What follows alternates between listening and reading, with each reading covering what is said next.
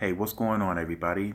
This is Tyrone back with Tech Life, and this video will be titled Battle of the Networks. I just wanted to point a few things out and see what you guys think about it. Now, before I start this video, I claim no sponsorship towards Verizon nor fanboyship.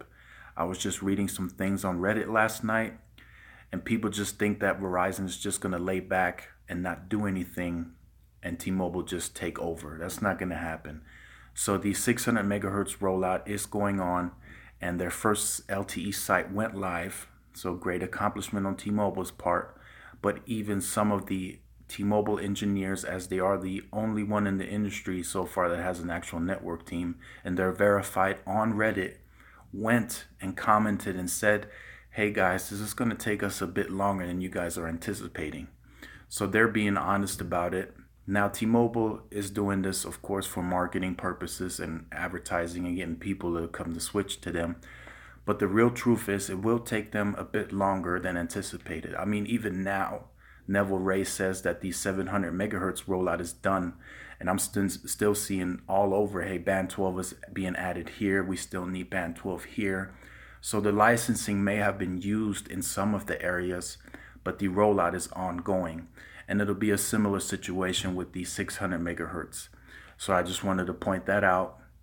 Now, Verizon has also been doing some work and they're very quiet. So I wanted to point out a few factual things about that. So as you can see, this article is in December 2014, Verizon beginning its move to an all LTE network. So Verizon has been doing that since 2014. It took them a bit longer, of course, and they had to start earlier because they had older CDMA technology that they had to rip and replace with LTE. So that's been ongoing. So I talked to my Verizon source yesterday, and they are very close to announcing that they will have an all LTE network coming up real soon. So as what that means is that they are densifying their coverage, not just in cities, they're doing that, but they're also densifying the highway and interstate coverage with more towers. So that way you don't experience a drop to 3G anymore. And that's really good to see. So I just wanted to point that out. Like I said, I'm not a fanboy or anything like that. I'm just speaking the factual statements. So another one is also Verizon begins to deploy carrier aggregation 4x4 MIMO for faster LTE speeds. They started this back in 2015. So once they do the 4x4 MIMO and the 256 QAMs via software, this will be nationwide. Their track record has always been clusters nationwide. So once they do it, it's not going to be 40%, 50% of the market. It's going to be 70% and up. And this is going to be nationwide. Just flip a switch. So they're replacing some of the sectors and putting 9 antennas. They're doing all kinds of upgrading on that department as well.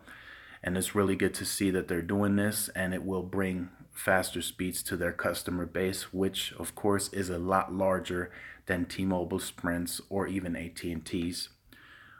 So definitely, and another one that they are going to do, which I was talking about with my Verizon source, they're going to let money talk.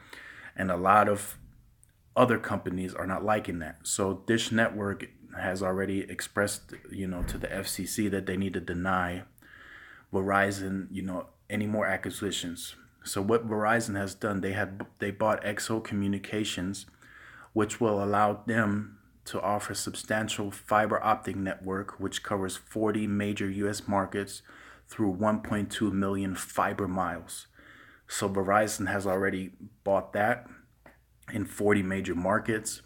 So there's you will see at the end of the video, there's a big thing going on with the FCC and a lot of companies, filing to have Verizon not be able to get the higher band spectrum and the fiber, which they will claim, of course, complete dominance going into 5G.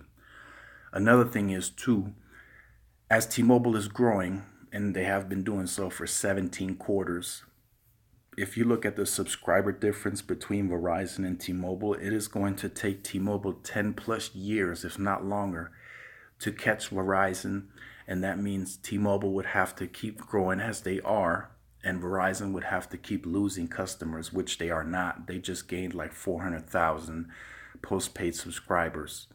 So even Sprint and T-Mobile combined wouldn't even be as big as AT&T. So you can see the dominance that both of those companies claim as far as money wise and how much they can spend on capital investment compared to T-Mobile and Sprint.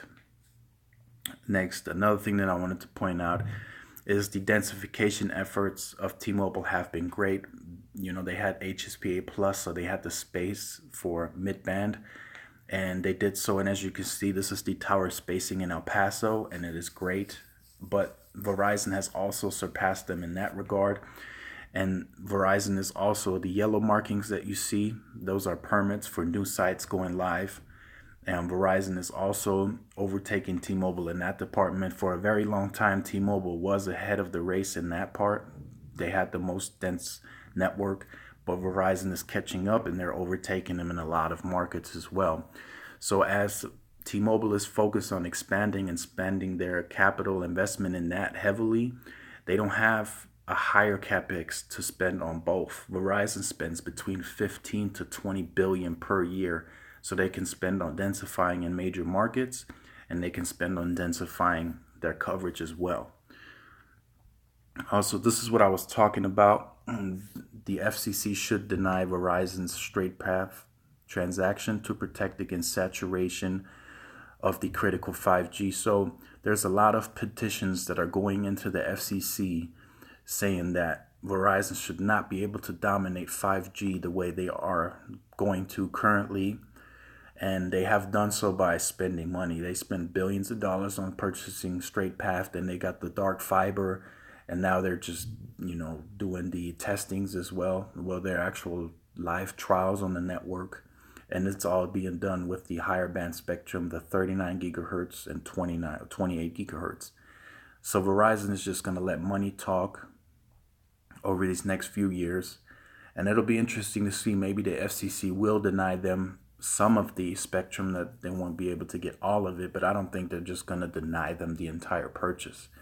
I think they will be able to still get quite a bit of that spectrum, but if they were to get all of it, they would be dominating the 5G race going forward. So I just wanted to point that out to you guys. Like I said, claim no sponsorship or anything towards Verizon.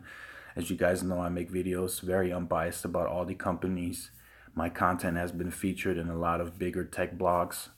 Gotta Be Mobile, he featured my videos, so I'm not blowing smoke. I'm just pointing out factual statements that T-Mobile is doing great, but Verizon is just a step or two ahead. That's all I'm saying. So if T-Mobile works for you for a good price, then that's all great. But like I said, now with them raising the pricing and being more equal as far as the features that Verizon offers on their plan, you might want to pick Verizon instead of T-Mobile. So definitely appreciate all the support, guys.